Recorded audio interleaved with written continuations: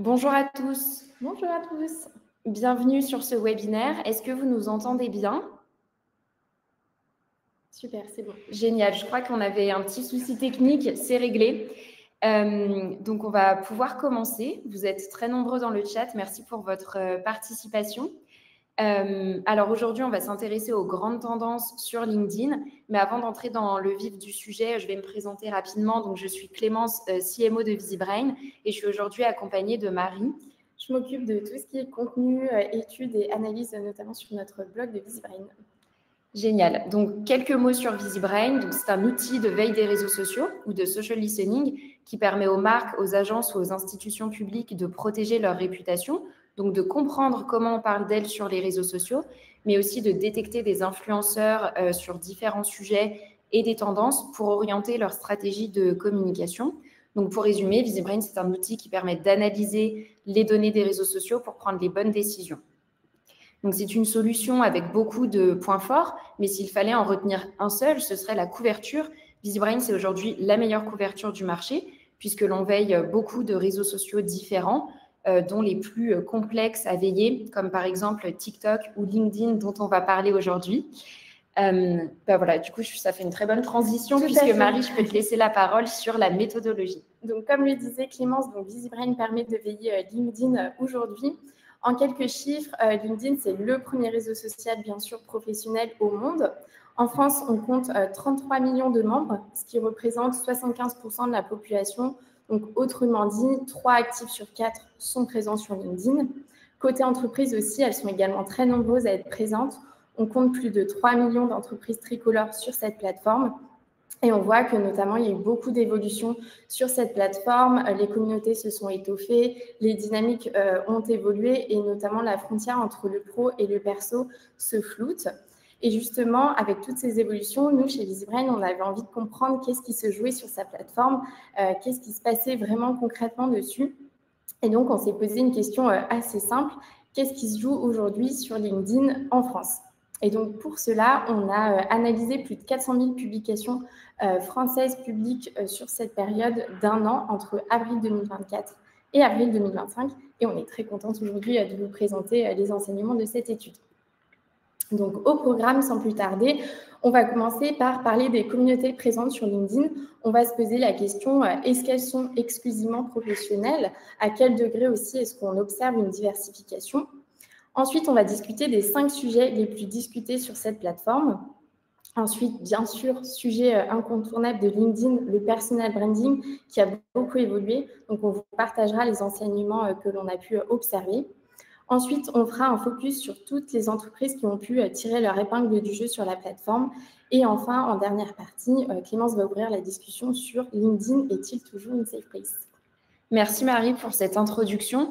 J'en profite juste pour rappeler, je ne sais pas si je l'ai fait au début, mais si vous avez des questions tout au long de cette présentation, n'hésitez pas à vous rendre dans l'onglet questions. Marie et moi, on prendra quelques minutes à la fin du webinaire pour y répondre.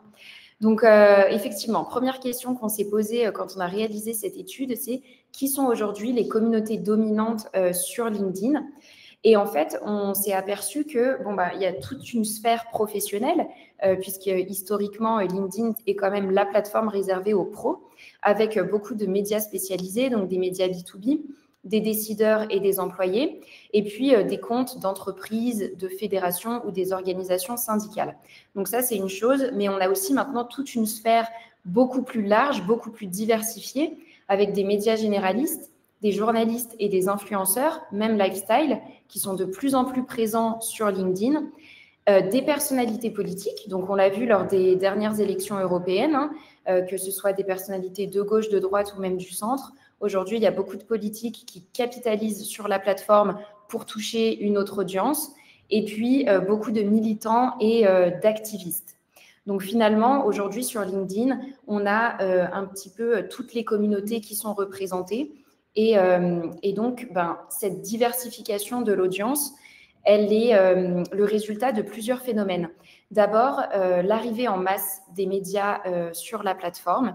Donc, c'est un phénomène quand même qui s'est accentué ces derniers mois, puisqu'il y a beaucoup de médias et d'utilisateurs déçus de X qui ont décidé de quitter le réseau social pour d'autres alternatives. Donc, je pense à Blue Sky, mais Blue Sky, c'est quand même un peu plus niche. LinkedIn est aujourd'hui beaucoup plus grand public. Donc, les médias l'ont bien compris et se sont mis sur la plateforme. Et on aurait pu penser que ce sont les médias hybrides. Donc, vous savez, ces médias nés sur les réseaux sociaux, comme Brut ou Combini, qui tirent leur épingle du jeu sur le réseau. Alors, on les retrouve dans le classement, mais quand on regarde les médias les plus influents sur la période de temps analysée, donc une période d'1 an, pour rappel, on se rend compte que c'est Le Figaro qui arrive en numéro 1 avec environ 445 000 réactions générées, donc devant Culture Pub, France Culture ou encore Les Échos. Et globalement, ces médias, ils arrivent à générer 2 fois plus d'engagement aujourd'hui sur LinkedIn que sur X. Alors, cette arrivée des médias, elle s'est aussi accompagnée d'une montée en puissance des journalistes. Et le meilleur exemple pour illustrer ça, ce serait Hugo Clément, donc, qui est un journaliste assez engagé. Ça, c'est aussi la preuve qu'il y a certains sujets de société qui arrivent vraiment bien à émerger sur LinkedIn. Donc, Hugo Clément, il génère plus de réactions sur LinkedIn que le président de la République, Emmanuel Macron. Donc, 1,1 million de réactions sur 1 an contre 852 000 du côté d'Emmanuel Macron. C'est une stat qu'on trouvait assez forte et qui prouve bien l'influence des journalistes aujourd'hui sur la plateforme. Alors, les journalistes ne sont pas seuls à avoir envahi LinkedIn, puisque les créateurs de contenu également. Ici, on vous a mis l'exemple de Bruno Maltor, qui est un youtubeur spécialisé dans le voyage. Et donc, Bruno Maltor, il a beau avoir 2 fois plus d'abonnés sur YouTube que sur LinkedIn, il génère un engagement similaire sur les 2 plateformes. Et ce n'est pas le seul influenceur lifestyle à capitaliser sur LinkedIn aujourd'hui, puisque vous avez d'autres influenceurs, comme par exemple Marie Lopez, alias Enjoy Phoenix, qui est très active sur LinkedIn, Léna Situation, donc Léna Marfouf, qui, pareil, a trouvé son audience sur LinkedIn. Donc, voilà pour les communautés que l'on retrouve aujourd'hui. Donc, à présent, on va passer aux sujets les plus commentés, à commencer par un sujet roi sur la plateforme qui est le recrutement, qui va occuper 25% des discussions en français. Et ce n'est pas comme on pourrait s'imaginer, ce sont principalement des offres autour des campagnes de recrutement d'alternants et de stagiaires qui vont dominer en comparaison avec des offres plutôt d'experts autour de CDI et CDD. Et comme vous le voyez à l'écran, on va retrouver des mots-clés comme apprentissage étudiant qui sont prédominants sur les mots-clés comme CDI ou CDD en violet. Et donc, il y a des chiffres qui le montrent. Notamment, on a comptabilisé plus de 13 000 postes autour de ces thématiques. Donc, c'est, à titre de comparaison, 5 fois plus que pour les offres de CDD et CDI. Et donc, on a vu que notamment, il y a des industries comme par exemple le secteur de l'assurance qui va, pour certains acteurs, communiquer exclusivement sur ces sujets et non pas sur des offres plus d'experts sur différents métiers. Et donc, on l'avait vu aussi dans une précédente étude que certaines marques, par exemple, utilisaient pour ces profils-là plutôt TikTok pour cibler justement une audience un peu plus jeune, mais que finalement, on l'a vu, ces jeunes talents, ils sont sur LinkedIn et il y a tout un enjeu finalement à communiquer sur ces thématiques. Ensuite, en seconde position, on va retrouver l'environnement qui occupe 20% des discussions en français. On retrouve des sous-thématiques comme par exemple la mobilité durable, la décarbonisation ou même la transition énergétique qui sont des sujets très discutés. Et ce qui est intéressant de voir, c'est que finalement, on va retrouver des experts comme par exemple Jean-Marc Jancovici qui va communiquer. Par exemple, il est le premier sur le classement que vous voyez à l'écran où il va cumuler plus de 544 000 réactions. Mais ce qui est intéressant de noter, c'est que ce sujet-là de l'environnement va dépasser vraiment tout le cercle d'experts. On va retrouver par exemple des figures politiques, des entrepreneurs, des chercheurs, même des professionnels de la santé qui vont se positionner et qui vont montrer que finalement, l'environnement aujourd'hui, c'est vraiment un sujet de société et qui dépasse vraiment ce cercle d'experts. Ensuite, en troisième position, c'est l'intelligence artificielle qui est au centre des 10% des discussions. Et pareil, on a fait l'observation que finalement, au-delà d'experts, on va retrouver aussi plusieurs profils, comme par exemple, on voulait vous partager aujourd'hui l'exemple de Thomas Pesquet, le célèbre astronaute qui s'est positionné sur une traîne que je pense vous avez tous vu passer, qui est celle des starter packs. En quelques mots, cette tendance, c'était résumer une personnalité ou une marque via ChatGPT avec des petites icônes. Donc là, par exemple, Thomas Pesquet, il a partagé son starter pack avec un livre, un instrument de musique, son casque. Il a généré plus de 22 000 réactions sur ce post-là sur LinkedIn. Et donc, ce qui est intéressant de noter, c'est que finalement, sur LinkedIn, on pourrait se dire que les tendances n'ont pas leur place, mais elles arrivent progressivement, ça marche très bien. Et dans l'exemple, par exemple, des starter packs, il y a beaucoup de marques qui se sont positionnées, même des internautes, des experts, et ça a très bien marché. J'en profite aussi, Clémence va vous glisser en commentaire dans le chat, en parlant d'intelligence artificielle, notre bilan sur Vivatech. Peut-être que ça vous a intéressé, on l'a sorti ce matin. Ensuite, on retrouve aussi la politique qui s'invite dans les discussions sur LinkedIn. Elles sont au centre de 8% des discussions. Ce qui est intéressant de noter, c'est que finalement, ce que l'on observe sur LinkedIn, c'est qu'il y a plusieurs personnalités de bords politiques très différents, aussi bien de la gauche, de la droite que même du centre, qui ont investi LinkedIn, et aussi bien des personnalités françaises qu'internationales. Et donc, on voit vraiment que ces sujets s'invitent sur cette plateforme. Et enfin, pour terminer, autre sujet, c'est la cybersécurité qui va occuper 6% des discussions en français. On va retrouver des conversations autour, bien sûr, des risques cybersécurité, aussi tout ce qui est des menaces émergentes, notamment avec l'intelligence artificielle. Et ce qui est à noter, c'est que souvent, sur ces sujets-là, c'est plus des tons pédagogiques et assez préventifs qui sont utilisés pour discuter de la cybersécurité sur LinkedIn.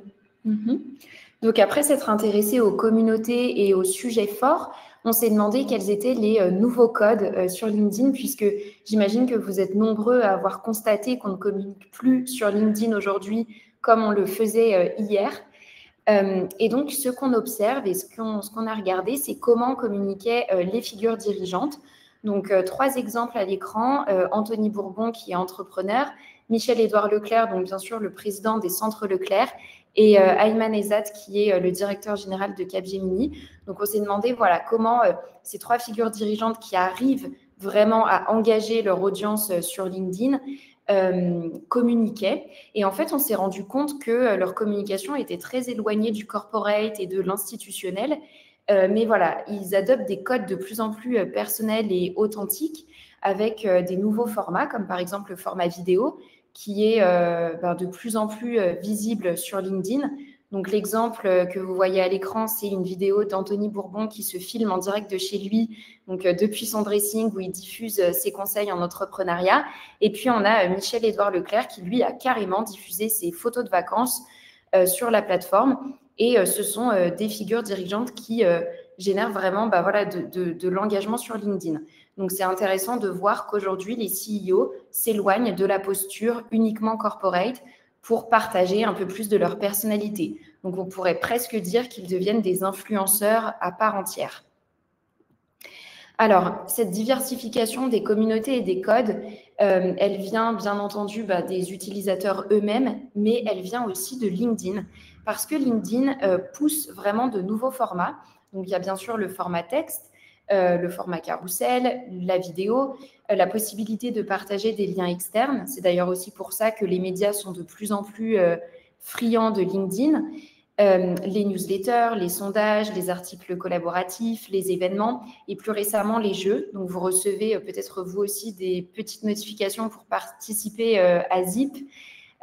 Donc ça, en fait, c'est un phénomène de gamification des réseaux sociaux qui est de plus en plus prisé par les plateformes et qui permet, en fait, qui encourage les utilisateurs à rester le plus longtemps possible sur la plateforme.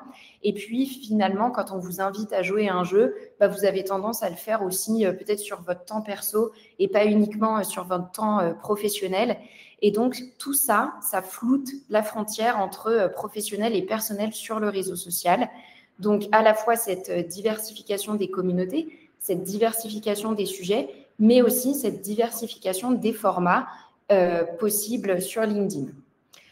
Donc, en conclusion, ce qu'on pourrait dire, c'est qu'aujourd'hui, LinkedIn, c'est plus une plateforme professionnelle, c'est un réseau social à part entière. Au même titre que Facebook, Kix ou qu'Instagram, LinkedIn aujourd'hui a une véritable place sur le paysage des réseaux sociaux. Tout à fait, et de nombreuses entreprises justement sont présentes sur cette plateforme. Pour rappel, elles sont plus de 3 millions en France à être présentes. Et on a voulu s'intéresser à quelles sont celles qui tirent leur épingle du jeu. Et donc, parmi elles, on voit qu'une diversification de secteurs y est présente, aussi bien des grandes entreprises que des plus petites et de secteurs très différents. Comme vous le voyez à l'écran, parmi les plus influentes, on va retrouver par exemple le secteur du conseil avec Deloitte ou encore Capgemini. On va retrouver aussi des acteurs du luxe comme par exemple Louis Vuitton, Bugatti, Christian Dior Couture ou encore le groupe LVMH. Mais on va retrouver aussi des acteurs de la pharmaceutique, de l'assurance et bien d'autres. Et on a voulu s'intéresser à justement ces acteurs du luxe pour comprendre comment est-ce qu'ils tirent leur épingle du jeu, quelle est leur influence sur LinkedIn. Et on vous a sélectionné plusieurs exemples. Donc, sur LinkedIn, les acteurs du luxe, bien sûr, naturellement, ils vont communiquer sur des actualités plus institutionnelles, corporate, sur typiquement des achats de maisons, des nominations aussi en interne, l'anniversaire aussi de certaines maisons, avec des tons romancés tout de même. Mais ce qui est intéressant de noter, c'est qu'à l'écran, vous voyez deux exemples de Louis Vuitton qui pourraient s'apparenter. On pourrait se dire qu'on les a trouvés sur Instagram, mais non, pas du tout. On les a trouvés sur LinkedIn. Donc, le premier exemple, c'est une collaboration qui a été faite avec le chef pâtissier du Cheval Blanc, Maxime Frédéric. Et le second exemple en bas, c'était une collaboration de Louis Vuitton avec le chef Cyril Lignac à l'aéroport de Londres. Et donc, ce qui est intéressant de noter, c'est que finalement, ces deux publications, elles vont générer 4 fois plus de réactions qu'en moyenne versus d'autres thématiques. Donc, on voit vraiment que LinkedIn, finalement, on peut complètement faire des collaborations, même pour les marques, par exemple, s'associer à des créateurs de contenu qui, comme le disait Clémence, sont aujourd'hui présents sur la plateforme. Et c'est vraiment des formats qui marchent très bien. Oui, tout à fait. Donc, si jamais vous n'y avez pas encore songé, peut-être penser à LinkedIn pour vos campagnes d'influence peut aujourd'hui totalement faire sens. D'autant que sur LinkedIn, vous avez à la fois des ambassadeurs externes, mais vous avez aussi des ambassadeurs internes. Donc, il est possible de faire de l'employé advocacy ou du leader advocacy. Donc, ça en fait une plateforme très intéressante. Alors, LinkedIn, on s'est aussi demandé, est-ce que c'est toujours une safe place? Parce que le réseau, il a quand même longtemps eu la réputation d'être très lisse, très policé. Forcément, hein, puisque sur LinkedIn, les utilisateurs s'expriment avec leur casquette quand même plutôt professionnelle et il y a très peu d'anonymat, très peu de faux comptes, ce qui a créé finalement une forme de modération naturelle des comportements. Donc LinkedIn, est-ce que c'est toujours aujourd'hui un espace aussi sécurisé? Alors spoiler, non. Et fin 2023, on constatait déjà le premier cas de bad buzz né sur LinkedIn. Donc, pour rappel, hein, ça concernait la startup Lydia, une solution de paiement qui avait diffusé sur LinkedIn une offre d'emploi jugée pleine de red flags avec des formulations du type « Tu es prêt à faire de Lydia la seule grande entreprise jusqu'à la fin de tes jours », des formulations comme ça. Donc, Lydia avait été épinglée par le compte Balance ton Agency, justement sur LinkedIn, mais aussi sur d'autres réseaux comme Instagram. Et finalement, l'activité autour de la marque, elle a été multipliée par 3. Donc, cette montée de l'activité, elle aurait pu être liée à des mentions positives. Il se trouve que dans ce cas-là, non, c'était une reprise de l'offre d'emploi. Cette polémique, elle a ensuite été reprise sur d'autres terrains comme Instagram, X et dans la presse. Et puis, la startup était associée, côté analytics, à des expressions du type harcèlement moral, intimidation, qui faisaient partie des plus virales. Donc, un vrai cas de crise né sur LinkedIn. Et depuis, il y en a eu d'autres. Hein, donc, les crises, ça existe sur LinkedIn et elles peuvent naître sur LinkedIn, tout comme y être relayées. L'autre exemple dont on avait envie de vous parler aujourd'hui, c'était la fast fashion. Donc là, on parle vraiment de toute une industrie et pas seulement d'une marque.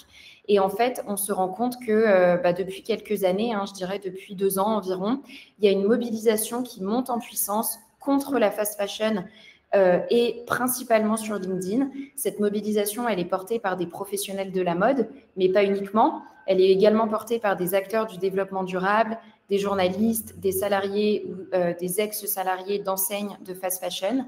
Et aujourd'hui, ce sujet, il engage autant que le sujet de la RSE sur LinkedIn. Donc, c'est pour dire que voilà, les internautes sont très engagés, ils commentent, ils partagent, ils réagissent aux posts anti-fast fashion. avec des marques en ligne de mire, donc Shein en premier lieu. Donc, vous savez, cette plateforme chinoise de fast fashion. Et en fait, la mobilisation, ce qui est intéressant de constater, c'est qu'elle a un vrai impact dans la vraie vie, puisque, par exemple, Shein a annulé sa présence à Vivatech 2025, donc après plusieurs pressions d'internautes sur LinkedIn. Donc, tout ça pour dire que LinkedIn, aujourd'hui, a une véritable influence sur les différentes industries et sur les marques. D'ailleurs, je m'aperçois que je ne vous ai pas mis dans le chat le lien de notre étude. Je vais le faire tout de suite si vous voulez en savoir plus, puisque là, voilà, c'était quelques insights qu'on avait envie de vous partager aujourd'hui pendant ce webinaire. Mais voilà, si vous voulez en retrouver d'autres et approfondir le sujet, je vous invite à télécharger le PDF que je viens de vous mettre dans le chat. Donc, c'était tout pour nous aujourd'hui. On va prendre quelques questions. N'hésitez pas à les poser directement dans l'onglet questions si vous en avez. Alors, j'avais vu une question notamment qui était plutôt sur la méthodologie de l'étude. C'était est-ce qu'on parle international ou France? Et là, on parle bien des sujets les plus commentés en France et de manière générale, tous les enseignements dont on vous a parlé aujourd'hui, ce sont vraiment des enseignements qui concernent le LinkedIn francophone. Donc nous, on a analysé des publications en français uniquement. Peut-être qu'à l'avenir, on fera une étude toutes langues confondues, donc internationale. Tout à fait.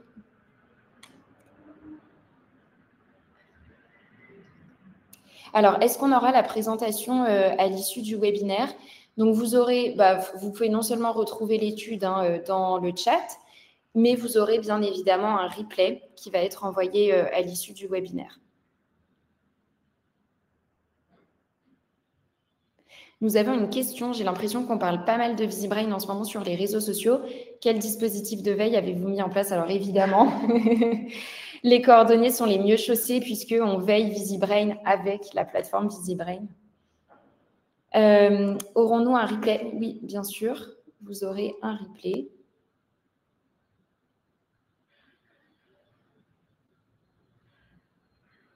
Est-ce que la dégradation de l'image et de la réputation des réseaux sociaux comme TikTok ou X a créé un effet d'exode numérique vers LinkedIn? C'est une question très intéressante et nous, on aurait tendance chez VisiBrain à dire que oui. Justement, on l'a vu là avec l'exemple des médias qui étaient historiquement présents sur des plateformes comme X ou Facebook et un petit peu déçus par les évolutions de X depuis le rachat par Elon Musk, se sont finalement dirigés vers LinkedIn. Il y a eu aussi une mobilisation, j'ai plus la date en tête, mais avec des achats comme Je quitte X, oui, tout à fait, qui ont contribué également à ça. Complètement. Et donc, LinkedIn est favorisé par tous ces effets, mais vous avez aussi des alternatives à X comme Blue Sky qui, justement, ont profité voilà, de cette réputation mise à mal du réseau pour aller vers d'autres alternatives. LinkedIn ne va-t-il pas à terme perdre un peu de son âme et de son ADN originel? C'est vrai que LinkedIn se diversifie, comme on l'a vu, que ce soit en termes de format, et puis on observe l'arrivée de nouvelles communautés. Donc LinkedIn s'éloigne effectivement progressivement de son ADN uniquement professionnel pour s'ouvrir à d'autres usages. Mais après, c'est intéressant aussi, puisque pour les marques, ça veut dire aussi de nouvelles opportunités, de nouvelles communautés à adresser. Et ça reste un mélange, sachant qu'on a vu que quand même, tout de même, le recrutement était quand même le sujet le plus commenté. Oui. Même si d'autres vont bien sûr s'additionner, mais ça reste tout de même un sujet prédominant. Bon, je pense qu'on a répondu à déjà pas mal de questions. Si vous en avez d'autres, n'hésitez pas à nous contacter sur les réseaux sociaux ou à vous rendre sur le site internet de VisiBrain pour plus d'informations. Merci à tous pour vos participations. Et un replay sera envoyé automatiquement à l'issue du webinaire. Bonne journée.